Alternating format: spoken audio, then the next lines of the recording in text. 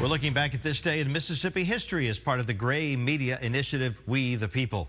23 years ago today, thousands of cruise ship passengers were beginning and ending their excursion right here in Mississippi. The 3,500 passenger Carnival Conquest docked at Gulfport that day, greeted by Governor Ronnie Musgrove.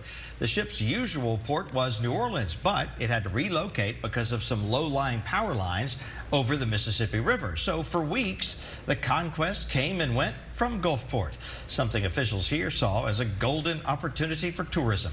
The Conquest eventually returned to New Orleans, but Mississippi became a temporary port for the big ship on March 16, 2003.